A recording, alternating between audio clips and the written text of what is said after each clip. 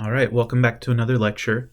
In this video, we're going to talk about section 3.8, which is about making comparisons between two categorical variables and determining whether or not there's an association between those variables. So in the previous section, we talked about how to test whether two numerical variables were independent by running a linear correlation test. In this section, we're going to talk about how to test whether two categorical variables are independent. And the test that we're going to run depends on how many possible responses there are for each of the variables. So if each variable has exactly two responses, then we will run a two-sample proportion test. Otherwise, if at least one of the variables has more than two possible responses, then we'll run a homogeneity of proportions test. But we'll call it a chi-square test for independence now, because we're going to be testing if the variables are independent. Because of that, we'll state our hypotheses in terms of independence as we go through these examples. So I want to start off by kind of talking about reframing proportion tests as independence tests, okay? So you may recall this example from section 3.4, right? About abdominal pain and Zocor. So what test would we run if we wanted to know whether the proportion of abdominal pain is the same in each group? I'll give you a second to kind of pause these videos and try to answer these questions, but I'm just going to give you my answers here. So what test would we run if we wanted to know whether the proportion of abdominal pain is the same in each group? Well, if we call the groups group 1, group 2, and group 3, then we want to test to see if the proportion of patients who experienced abdominal pain is the same in those three groups. So our null hypothesis would be that P1 equals P2 equals P3. And the alternative would, of course, be that at least one of the proportions is different from the others, right?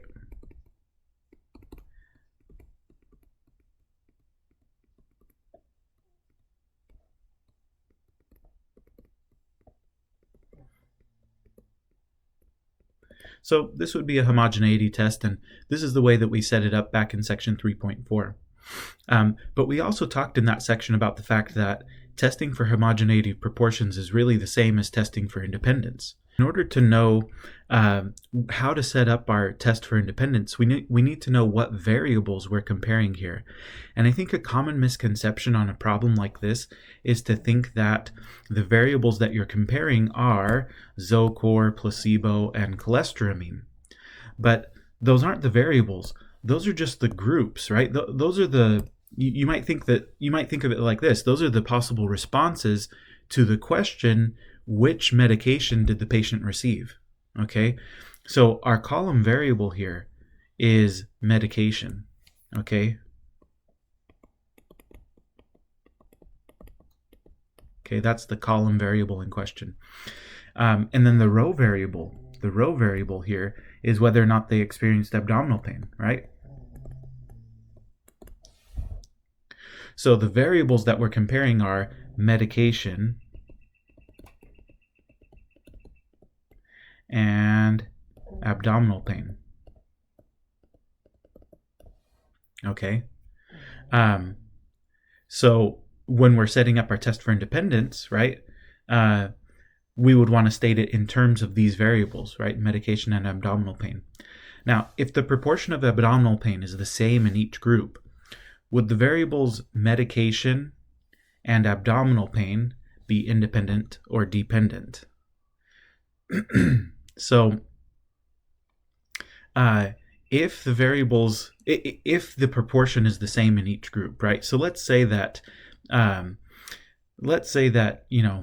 the same percentage of people, let's say it's, 5%. Let's say that 5% of Zocor patients experience abdominal pain, and 5% of placebo patients experience abdominal pain, and 5% of cholestyramine patients experience abdominal pain. Well, then it doesn't matter which medication you take. There's a 5% chance that you're going to experience abdominal pain, right, regardless of medication. And so in that case, we would say that, yeah, the variables are independent, right? So if the proportions are the same, if these proportions here end up being the same for all three groups, then we would say that that the variables medication and abdominal pain are independent. Okay. Now imagine the opposite scenario. Let's say that 10% of Zocor patients experience abdominal pain, and only 3% of placebo patients experience abdominal pain. And maybe 7% of cholestyramine patients experience abdominal pain or something. So if the proportions are all different, well, then we would say that, yeah, whether or not you experience abdominal pain depends on the medication that you took, right? So the variables would be dependent in that case. So to answer this question, right, if the proportion of abdominal pain is the same in each group, would the variables be independent or dependent? They would be independent, right? And so that tells us how to set up our hypotheses in terms of dependence, right? The way that we set up our hypotheses in terms of proportions was as a homogeneity of proportions test. Our null hypothesis was that the proportions were all the same. So if we want to set up the test in terms of independence, the null hypothesis should be that the variables are independent, okay? So our null hypothesis here would be that ab pain and medication, we'll say medication taken, are independent. Okay. The alternative hypothesis would be that at least one of the proportions is different, which would mean that whether or not you experience abdominal pain depends on the medication you take, right? Or the likelihood that you experience abdominal pain depends on the medication you take. So, so the alternative would be that ab pain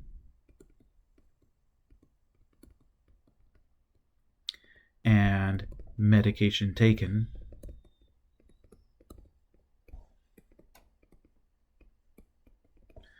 are dependent. Okay. So this is always what the null and alternative hypotheses should be. I can't tell you how many times I've had students mess up an entire hypothesis test when they're trying to test for independence just by switching these around. And you don't need to do that. The null hypothesis is always going to be that the variables are independent. Okay. Reframing homogeneity tests as tests for independence often results in a more accurate description of what's actually happening in a chi-square test, and it's also usually easier to do once you get the hang of it. So for example, looking at that Zocor scenario again, if we wanted to state this as a homogeneity test, we might write this. Now I used P1, P2, P3 on the previous page, but this is saying the same thing, right? It's saying the proportion of Zocor patients who experience abdominal pain, right? So I'm using Z for Zocor patient and A for abdominal pain, right? So the percentage of Zocor patients who experience abdominal pain is equal to the percentage of placebo patients, right? Placebo patients who experience abdominal pain, which is equal to the percentage of cholestyramine patients who experience abdominal pain. So this is how we could write this as a homogeneity test. But the truth is that we're actually testing more than that. That's only part of the test. The homogeneity test will test these three proportions to see if they're equal, but it's also going to test these three proportions to see if they're equal. Okay, this would be the proportion of Zocor patients who did not receive or experience abdominal pain, and the percentage of placebo patients who did not experience abdominal pain, and cholestyramine patients who did not experience abdominal pain. So actually, a homogeneity test is gonna compare both sets of proportions, right? It's going to compare essentially all six proportions to one another. And now, it's not that what I've told you in the past is wrong.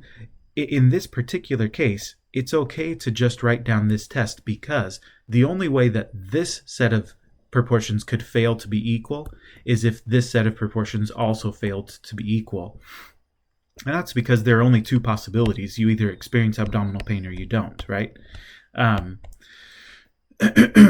So writing the simpler version, right, this version here, is justified in this case.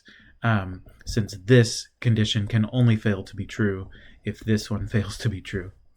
But this issue becomes a little bit more serious when you're considering a scenario like this one, where one of your variables has more than two options, right? So in this case, it looks like we want to compare level of health. So we have level of health up here on the top column. It's not super clear from the context, but I know this example, and so I know that this is what they're trying to describe by excellent, good, fair, poor. So this is health. And then this is education, right?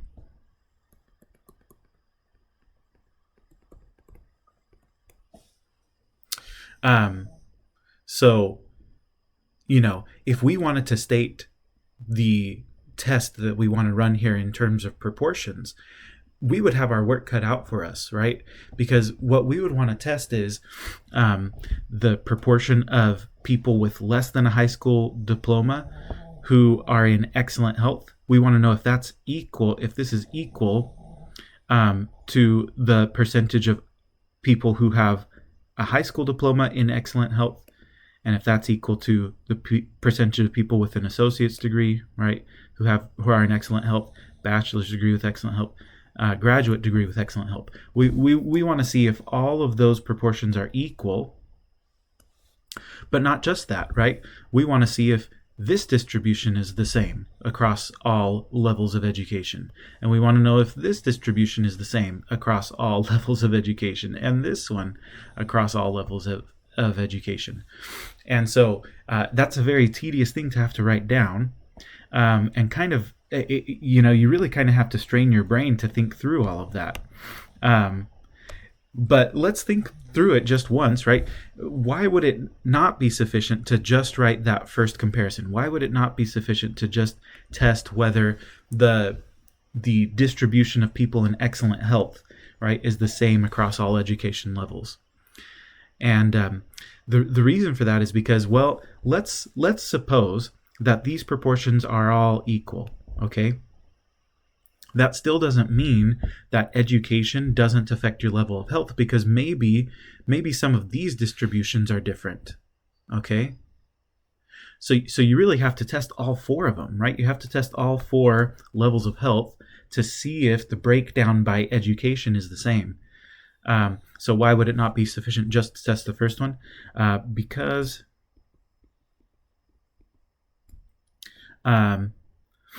level of health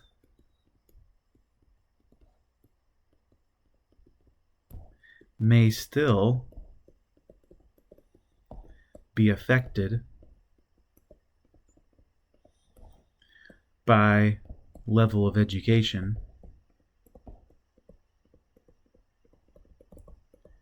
in at least one of the other health categories.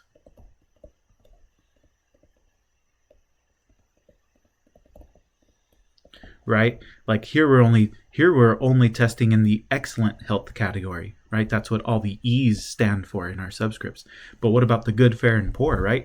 It's possible that even if the people in excellent health are equally likely to have a graduate degree as a high school diploma or less than a high school diploma, what about the people in fair and good health? Maybe there's a difference there, right?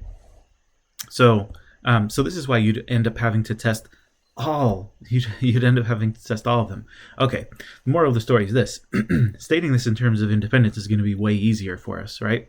Because stating it in terms of independence, we can just say, well, health and education are independent variables. Okay, that would be our null hypothesis.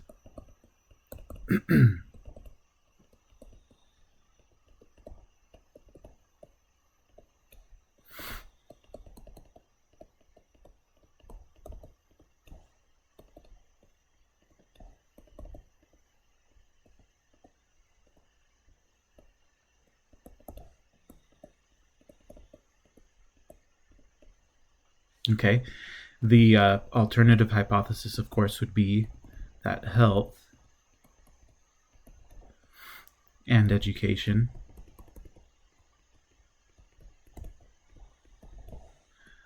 are dependent variables. So I know at first glance it seems like, oh man, it's so much writing to have to write the hypotheses in terms of independence, but actually it's really a lot simpler than having to do this. Okay, we don't want to we don't want to have to do that. So we'll state the hypotheses in terms of independence on these tests.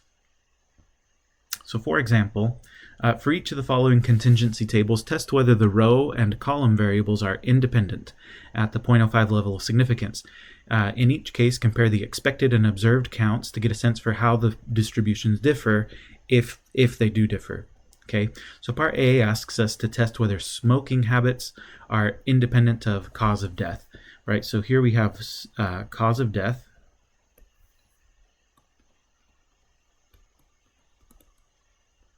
And it looks like they only gave us 3 categories: cancer, heart disease, and then they're grouping all other cause of death into another category. And then here we have smoking habits. And again, we didn't get very granular here with how often people smoke or whatever. It's just, are you a smoker or not?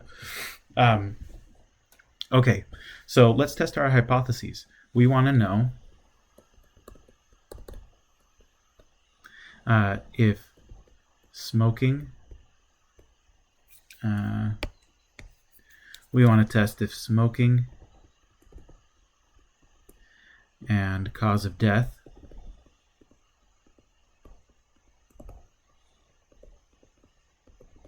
are independent, or if maybe smoking and cause of death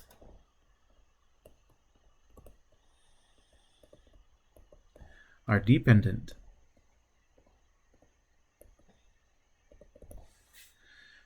Okay, so I'm going to enter the contingency table into the appropriate app on Art of Stat.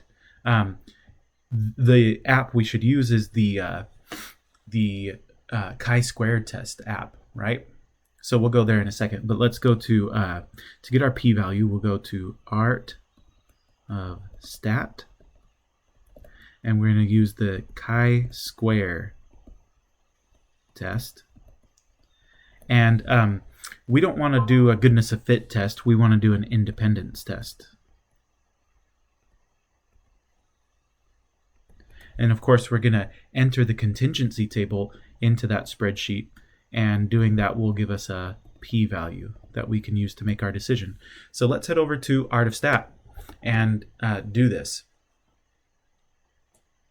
So in Art of Stat, go to Web Apps up at the top, and then scroll down till you get to the chi-squared test.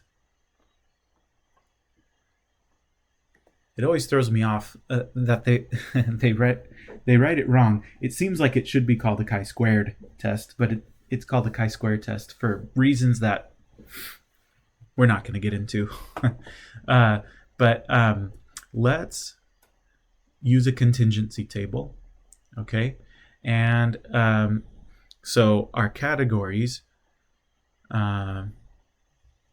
let's see, for our row variable, we just, our row variable is smoking habits.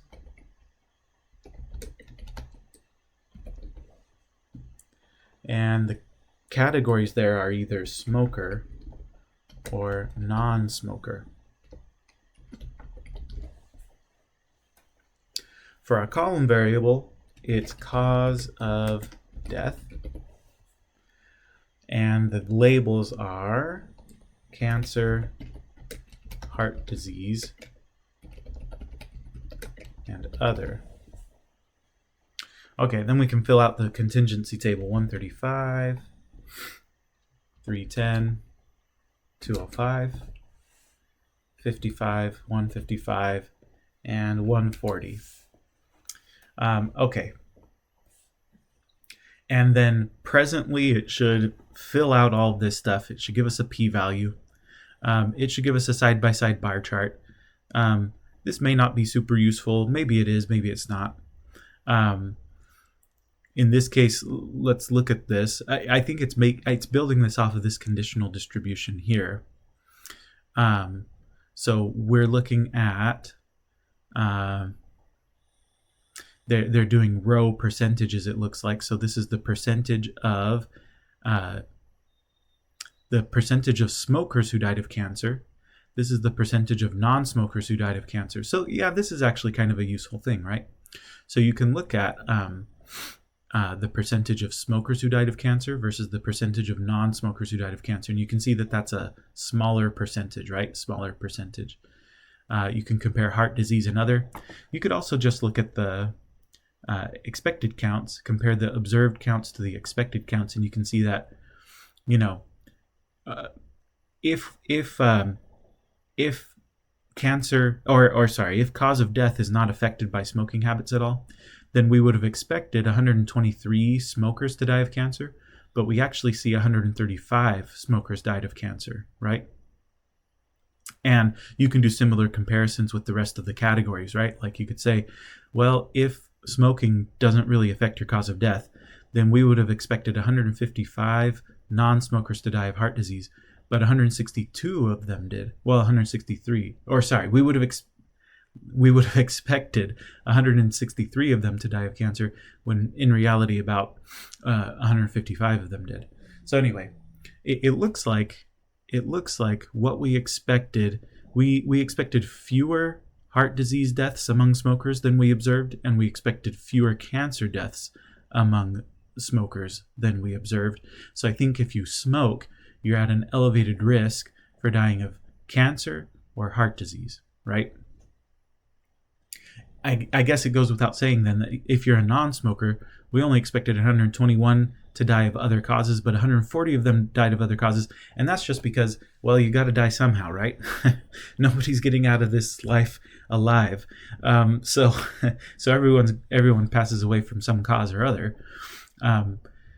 But if you smoke, then you're at an elevated risk of cancer and heart disease. Anyway, let's write down our p-value, 0.0154.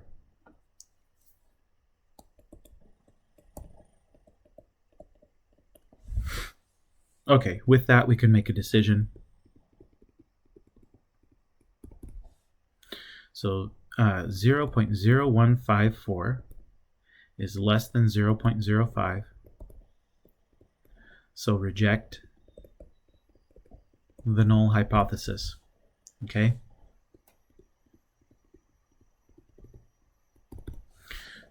Okay, so in other words, if smoking does not affect cause of death, then there's only about a 1.5% chance that we would observe the results that we got in this study, which is pretty small. Like, that's a pretty small probability, and so we reject the assumption that the variables are independent, and conclude therefore that the variables must be dependent. I don't know why I put a check mark there.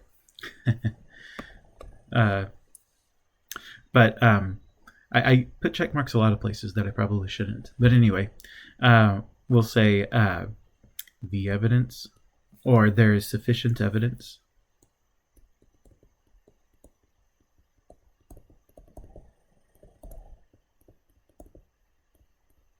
to conclude that smoking and cause of death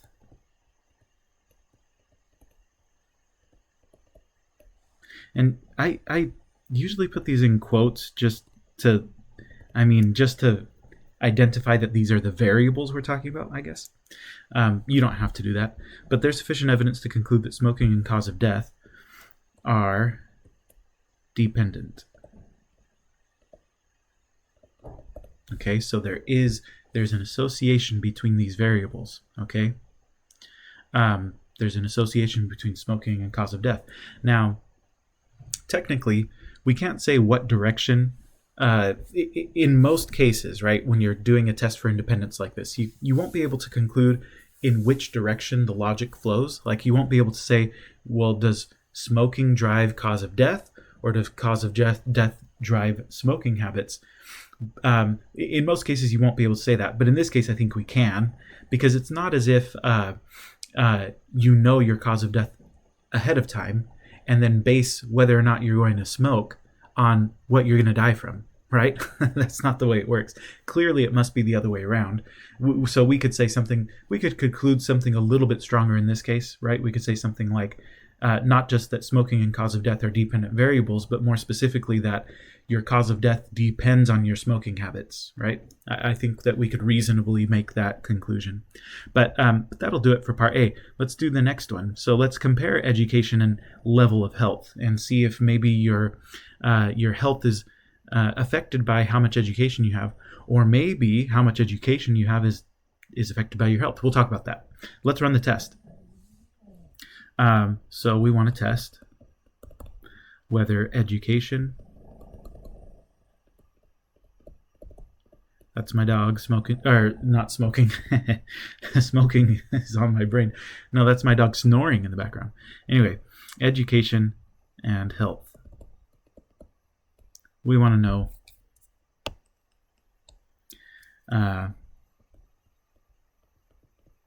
if these are independent or if they're dependent.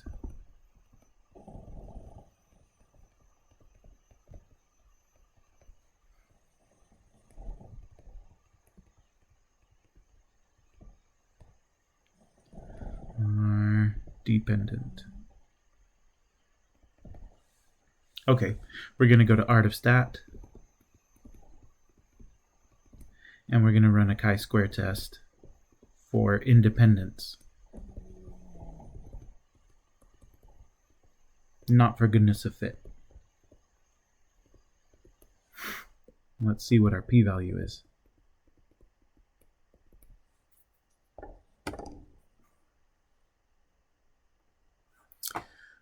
Let me open up a new chi-squared test.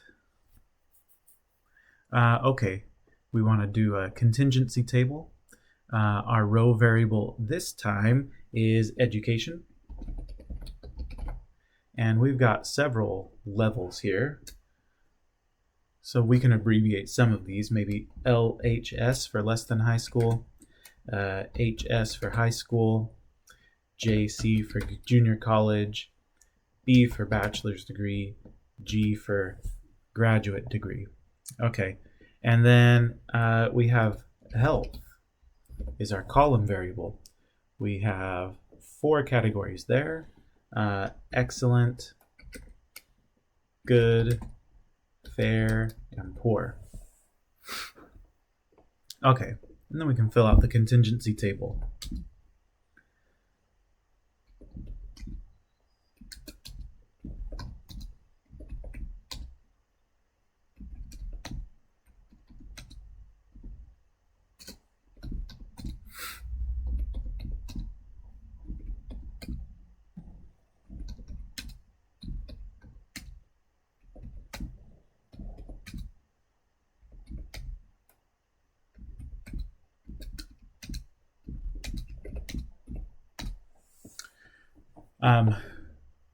It's a good idea to double check your work and make sure that you got all the values in there correctly, because we're humans and we're not very good at this kind of thing. We make mistakes all the time. I know that I certainly do. But it looks like I got all that in there correctly. Okay, so very good. Lots of good information here. We're getting a very small p-value, right? So definitely your level of health and your education level are dependent, right? There's some kind of association between your health and your level of education. Here, ooh, goodness gracious, we've got excellent, good, fair, poor. So if you have less than a high school education, this is the breakdown of your health, right? And again, they're giving us row variables here. So you can see among people with less than a high school education, 13.5% were in excellent health, 37.8% were in good health, 37.2% were in fair health, and 11.6% were in poor health. And then you can see that reflected visually in the side-by-side bar chart. So we've got less than high school, junior college, bachelor's degree, graduate degree. And I would think the pink bars are poor health. We want those to be low, probably. And the green bars are excellent health. We want those to be high. And as I look at these bars, it looks like the green bars are getting steadily larger as level of education increases, and the pink bars are getting steadily shorter as level of education increases. And so I think that probably the association we're seeing is that the better your level of education, the better your health, or vice versa. The better your health, the higher your level of education. So anyway, let's write down our p-value and we'll make some comments about this. So our p-value is not equal to 0.0001. It's less than that, right? It's really, really small.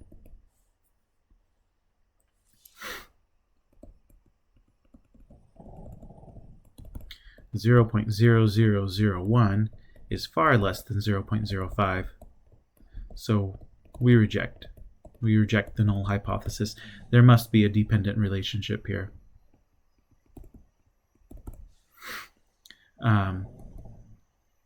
There is sufficient evidence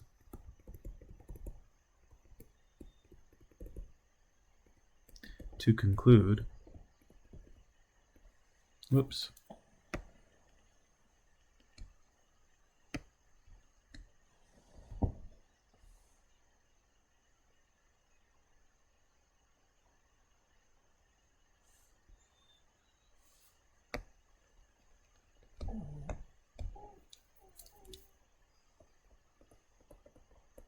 to conclude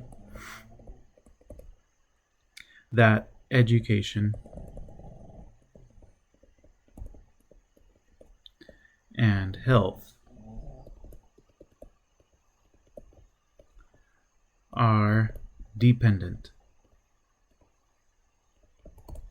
Okay, so let's just talk about this a little bit. From the conditional distributions and the charts and stuff that we looked at, we can see that as education increases, so does level of health.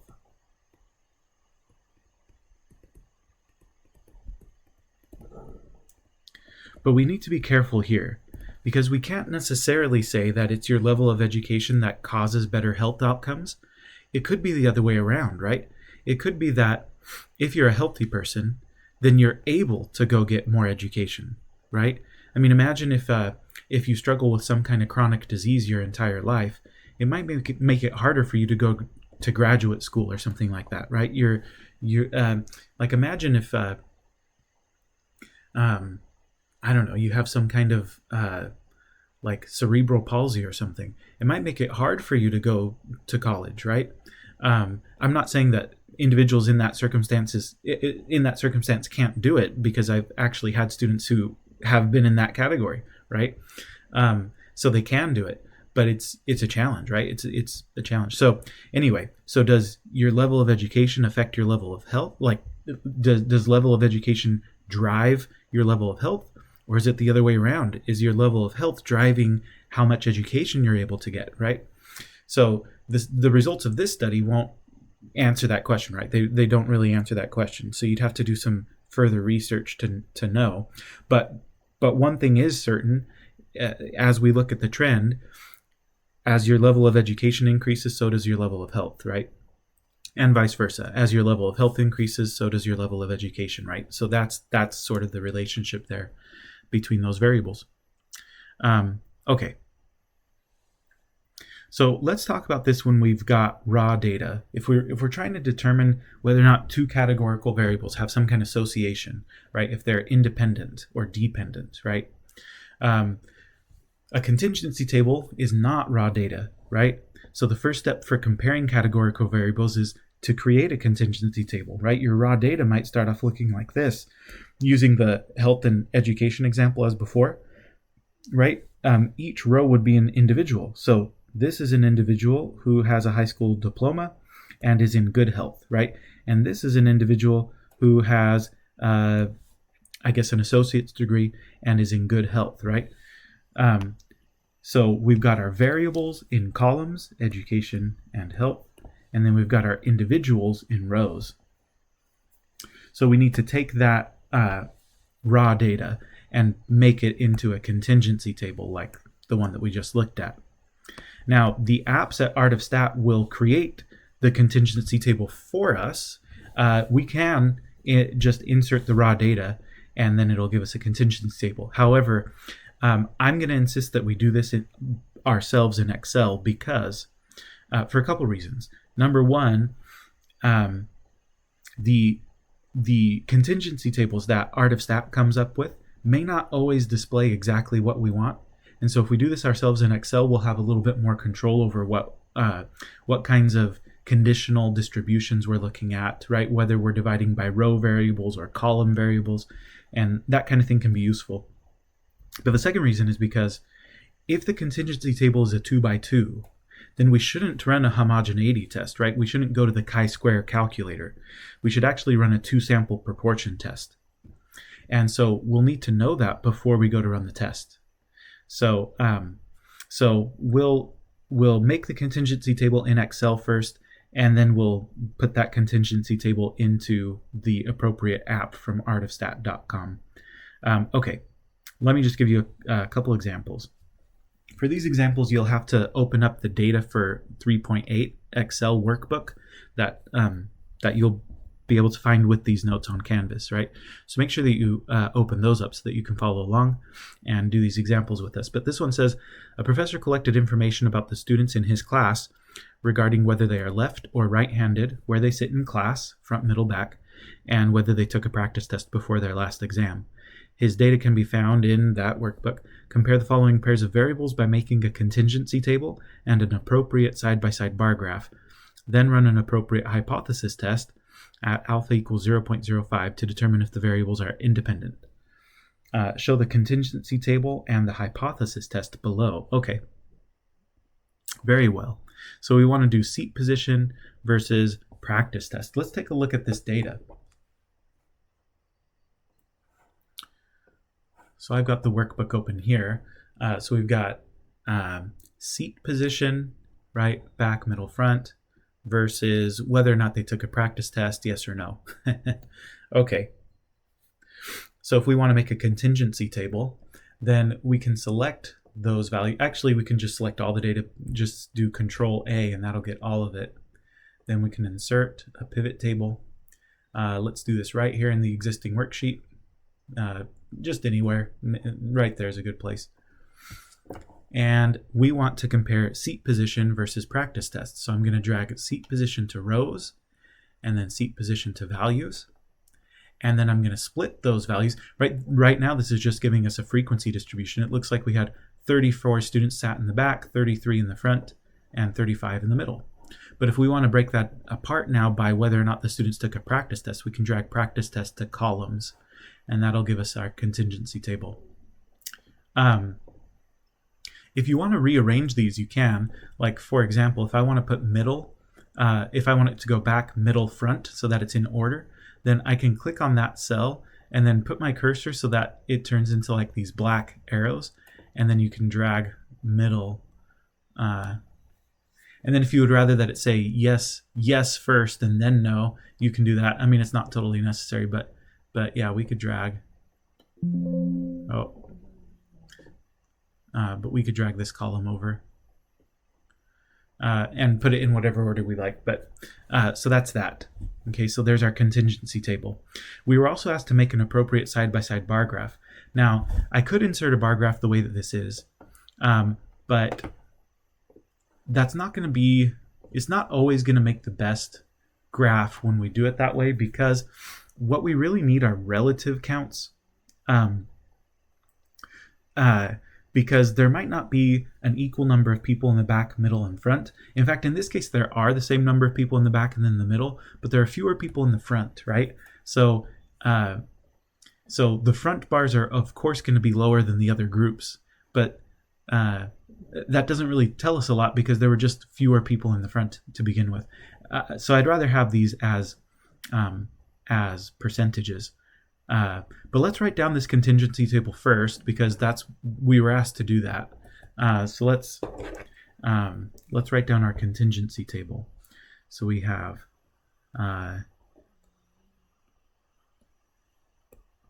yes, they sat in, or they took the practice test, and no, they didn't take the practice test. And then we have back, middle, and front. Okay, so it's 18, 17, 18, 17, 17, 16. Looking at those numbers, yeah, I don't think there's much of a difference. I don't think there's much of a difference about whether or not you took a practice test based on where you sat, right? But okay, so let's say that we want to change these though. So instead of doing the count of seat position, I can go to value field settings and I can show values as, and let's see, like if I want to get a sense for what's the distribution of people who took the practice test, like where do they sit in class, then I might want to know out of the 53 people who took a practice test, 18 of them sat in the back, 18 in the middle. So what percentage is that, right? I might want to get a column percentage. Okay, so I'll do a percent of column total. Okay.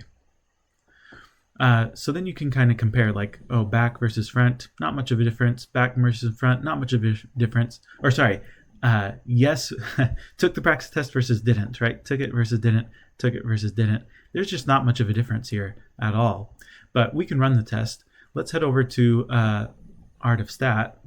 I'm going to give myself, by the way, this is not a 2x2, okay? This is a 2x3 table. And so we would use the chi-square test. Okay. So let's see, row variable, we're going to put position. We have back, middle, front.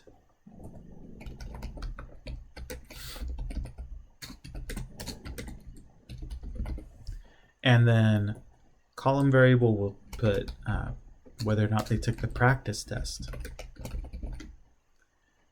And categories there are yes or no. Oh. Okay, so I'm going to do this. I'm going to do a contingency table. Our row variable is position with back, middle, front. And then our column variables, whether or not they took the practice test, yes or no. Okay, 18, 18, 17, and then 17, 17, 16. Okay.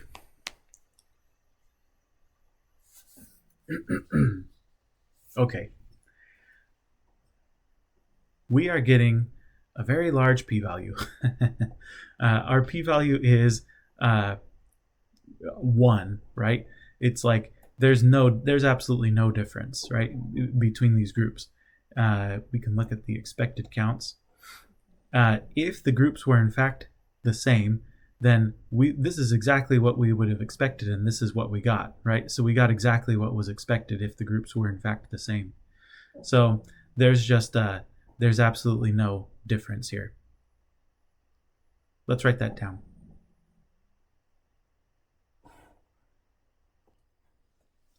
Okay.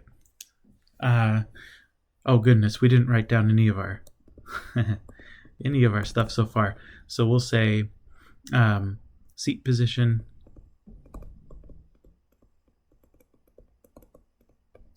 and practice test are independent, and I'm just going to use little ditto marks, right? Seat position and practice test are dependent. We went to Art of Stat. We ran a chi-square test for independence.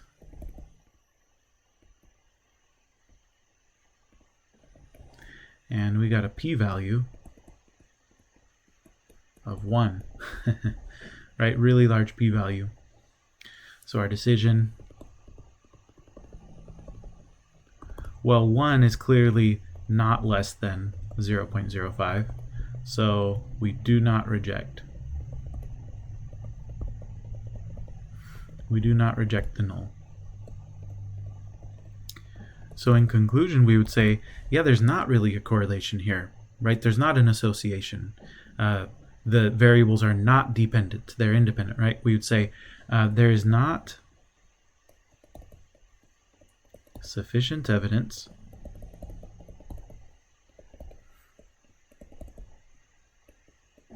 to conclude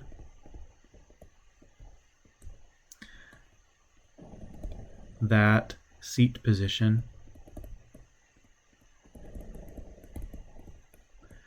and practice test, that seat position and practice test are dependent. Okay, remember, we always state the conclusion in terms of the alternative hypothesis. The alternative hypothesis here is that the variables are dependent, but we didn't reject the null, so there's not sufficient evidence to conclude that, right? There's not sufficient evidence to conclude that seat position and practice test are dependent, which for all practical purposes means that the variables are most likely independent, right? There's no association, no correlation between where you sit and whether or not you take a practice test. In other words, people who sit in the back are equally likely to take a practice test as people who sit in the front. Okay, let's look at the next one. Handedness versus practice test. Oh goodness, are we going to see a difference here? Probably not. Probably not. I would be surprised. But well, let's see. Let's take a look at the data. So let's erase these.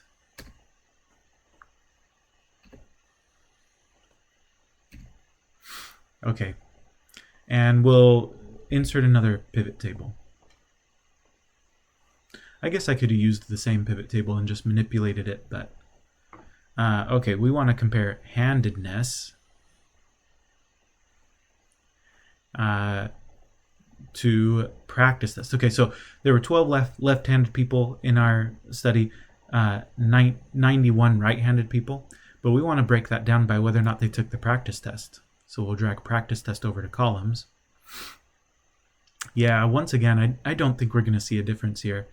It looks like you're equally likely to have taken the practice test or not if you're left-handed.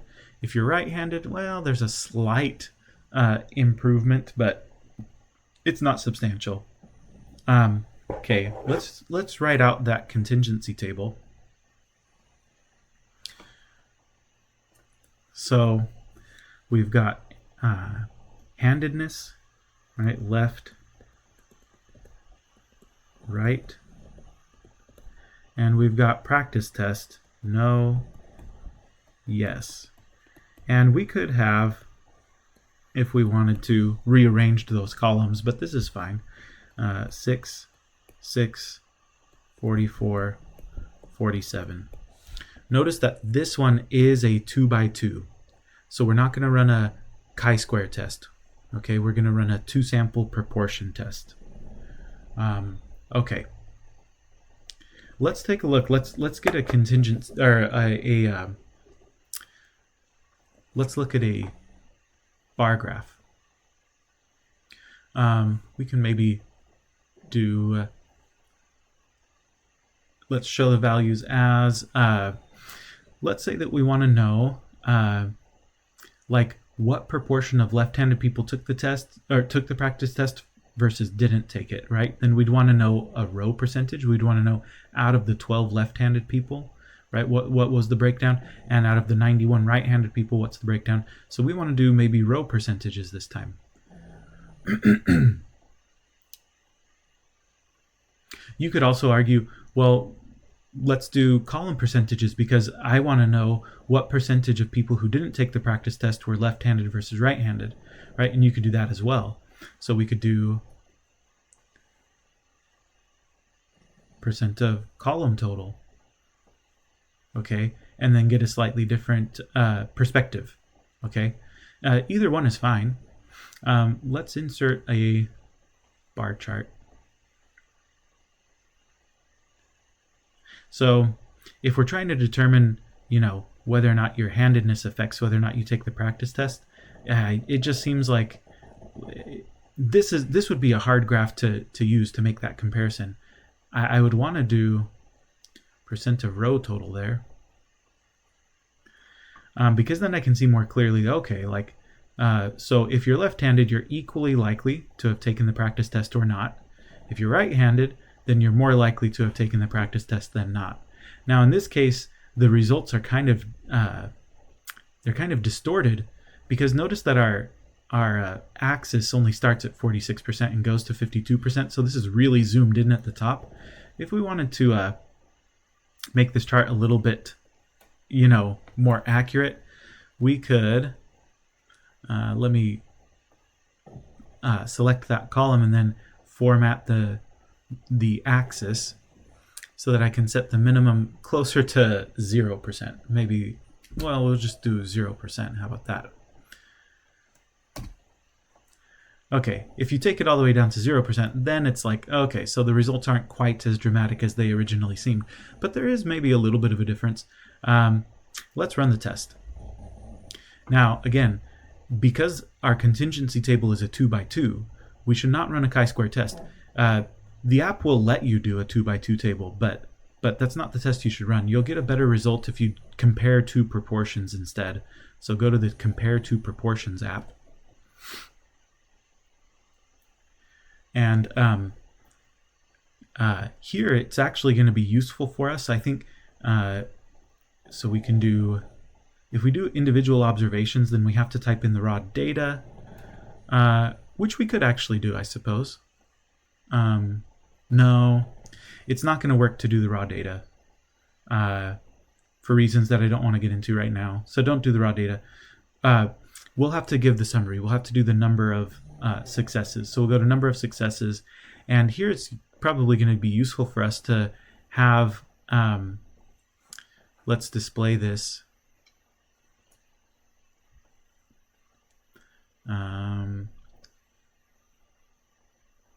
As just the counts, the individual counts, because it'll be helpful to see the totals, right? I want to know the number of successes and then the grand total for each group. In fact, let me just drag this over so that I can kind of do this side by side. So, so group one, by the way, we can provide labels for the groups, and I'm going to do that so that I don't get confused. Otherwise, I'll confuse myself. But let's call group one left-handed people and group two right-handed people. Okay. For group one, for left-handed people, the sample size was 12, and the number of successes was 6. For right-handed people, the sample size was 91. And the number of successes was 47, right? 47 people took the test. In fact, if we want to label the successes, we can say successes took the practice test. I'm just going to abbreviate PT, right? Took the practice test. Okay. This is, of course, giving us a confidence interval for the difference in the proportion of left-handed and right-handed people. You can see that our confidence interval contains 0, so we're not going to be rejecting the null hypothesis here. But to see the p-value, we would run the significance test. And if we're doing a test for independence, then we're just going to run this two-tailed every time. So we'll leave it two-sided. And again, we can see an enormously high p-value. Okay, so let's write that down. So we were testing null hypothesis was that handedness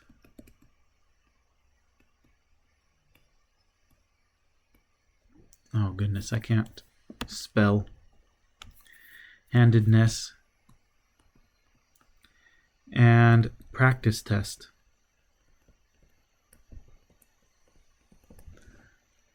are independent. And the alternative is that handedness, and practice test are dependent. Okay, really, we're kind of running this as a two-tail test, right? P1 equals P2.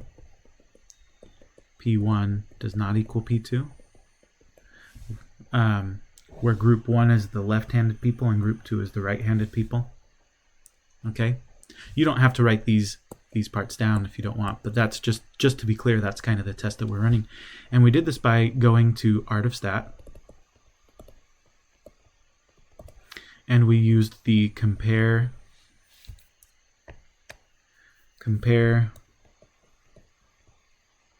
two means app.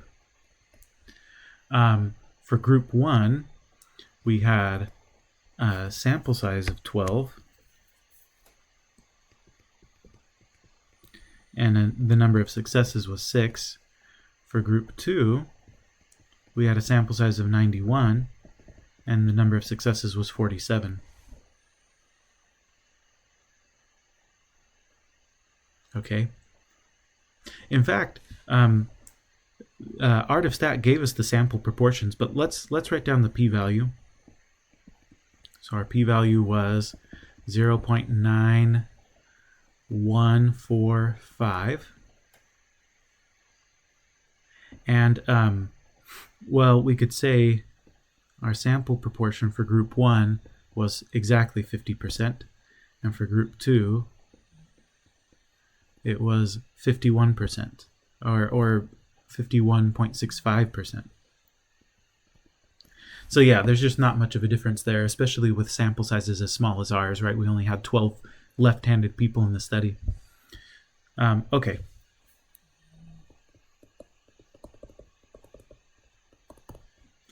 Um, 0.9145 is another huge p-value. That's definitely not less than 0.05.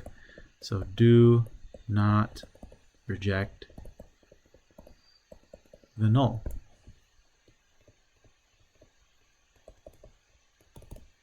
There is not sufficient evidence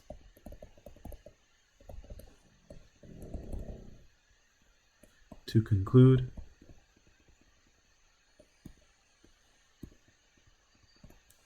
that handedness and practice test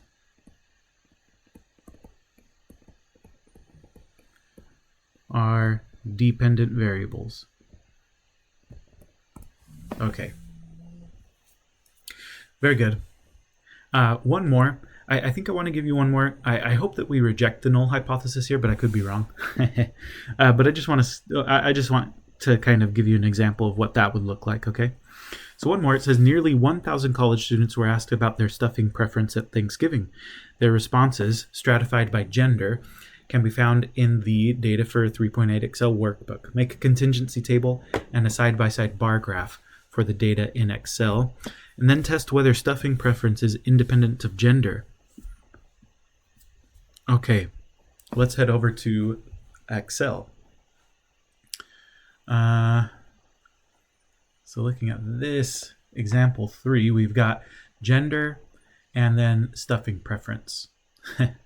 Okay, so if we want to see if there's an association between those variables, maybe men like bread-based pudding or stuffing and women like rice-based stuffing or something. I don't know, but we'll select all that data, Control A, insert a pivot table in the existing worksheet. And let's see, let's put gender in rows, men and women. So it looks like there were 515 women and 432 men in total. And then let's break that up by stuffing preference. Okay, so it looks like not a lot of people liked the rice-based stuffing. Almost everybody liked bread-based stuffing. There are some people who don't like stuffing. And then there are some people who use some other kind of stuffing that's not bread or rice. I wonder what it would be. Anyway, so this is the data that we have to work with. If we want to see whether there's a difference in stuffing preference by gender, well, you could do this either way, right? You could look at column percentages. You could say, well, what percentage of people who like bread-based stuffing are men and what percentage are women? What percentage of people who don't like stuffing are men versus women, and so forth? Or you could look at it through a different perspective, and you could say, well, what is the distribution of stuffing preference for women, right? What percentage of women liked bread-based versus none versus other versus rice, and what percentage of men liked bread-based versus none versus other versus rice? So if you wanted to do that, you would do row percentages. Okay. If you wanted to just know that, if you wanted to just compare, like, among people who liked bread-based stuffing, what percentage were men and women, then you would do column percentages. So, you can do it. Sometimes it's helpful to do it both ways. I'm just going to look at column percentages. So we'll do percent of column total. Okay, so I can get a sense for kind of the breakdown here. So one of the issues, I think, could be that let me show no calculation again, because I'm going to need this to enter it in. But I think one of the issues may be, okay, there are fewer men in the study than women. So actually, if we do the column percentages like I was just suggesting, I don't think that's going to give us the best information now that I'm thinking about it, because there are fewer men than women in the study. So they're going to be so the percentage of men in each category is going to be less, only by virtue of the fact that there are fewer men in the study overall. The exception to that is for rice-based stuffing, which is kind of an interesting thing. But I think now that I'm thinking about it, it would be better to do row percentages. Okay.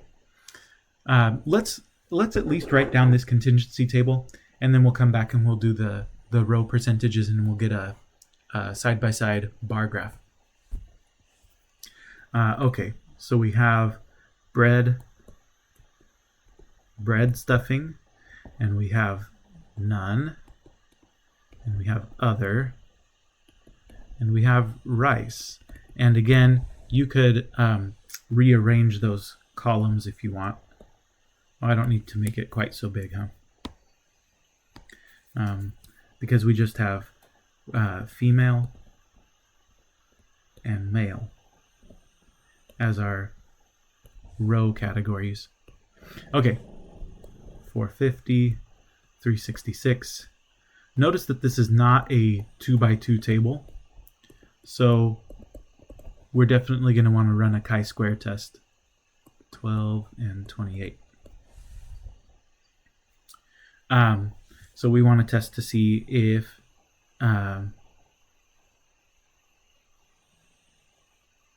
stuffing preference is independent of gender. Okay, so our null hypothesis is that stuffing preference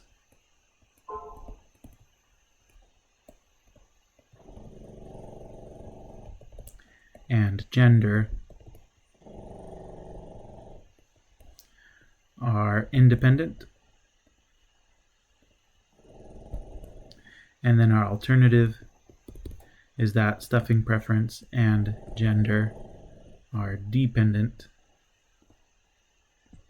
We're going to run this test by going to art of stat and running a chi-square test for independence.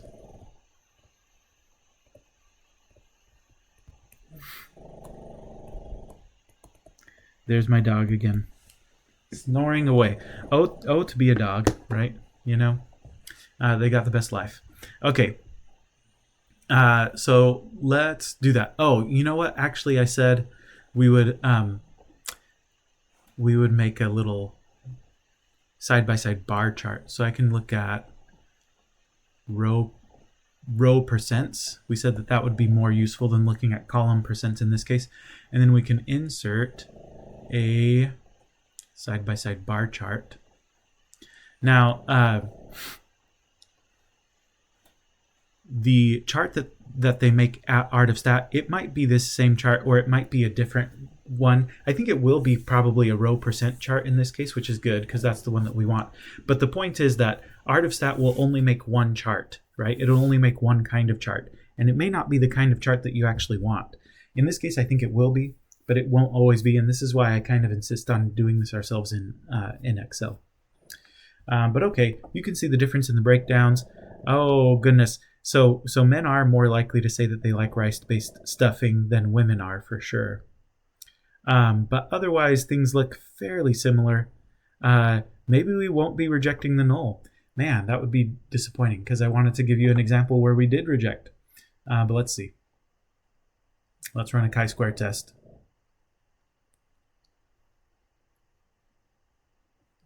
And we'll enter in a contingency table. Our row variable here is gender, male. Actually, let's do female first so that it shows up first. So I'm not having to change the order of stuff. I'll get confused that way. Stuffing is our column variable. We have bread-based, none, other, and rice-based. Okay.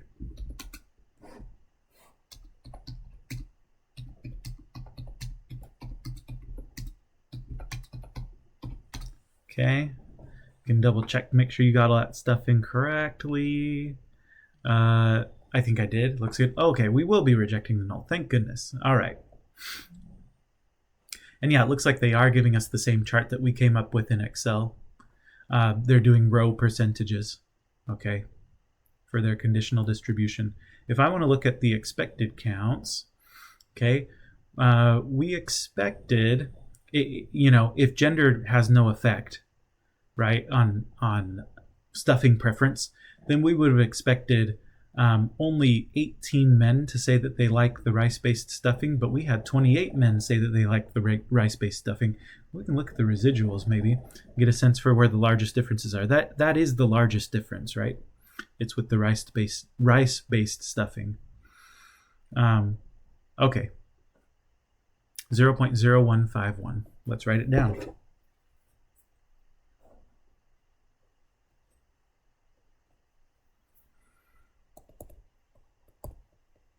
0.0151.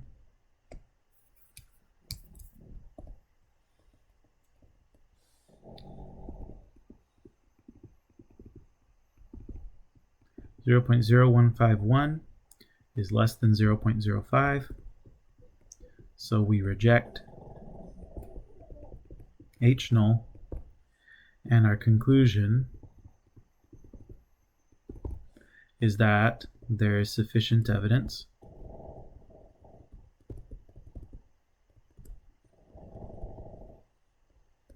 to conclude that gender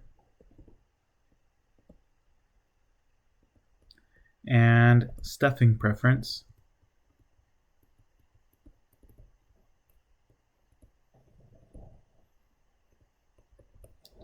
are dependent variables, right? They're dependent. There's an association between your gender and your stuffing preference. And, it doesn't seem to be a huge difference, but the difference basically from the data that we looked at is that, men are more likely to like rice-based stuffing than women are. But both groups are more likely to like bread stuffing overall, right? They all prefer bread stuffing. It's just that among people who like rice-based stuffing, you're more likely to be male. Anyway, so that's that. That'll do it for this section. That's how we test to see if two categorical variables are independent or dependent, right? If there's an association between them. We have one more section where we're going to talk about what to do when you want to compare a a categorical versus a numerical variable. And that'll be the topic of the next one. And then we're done. So thank you for hanging in there, and we'll talk to you in the next lecture.